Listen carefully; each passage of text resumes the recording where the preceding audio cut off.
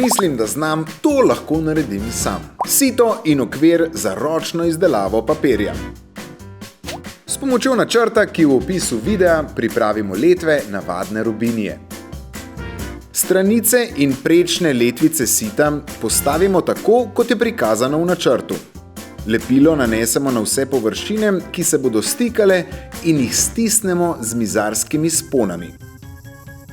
Ko je lepilo na situ suho, sito pobrusimo in naoljimo z lanenim oljem.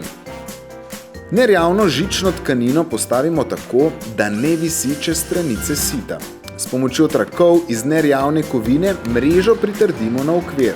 Na koncu s kladivom potolčemo celotno dolžino traku na stranicah in obrusimo morebitne ostre robove kovinskega traku. Letve okvirja zlepimo z vodoodpornim lepilom, pri držanju si pomagamo s kotnimi ali mizarskimi sponami. Ko se lepilo posuši, tudi okvir pobrusimo in naoljimo. In voilà! Sito za ročno izdelavo papirja.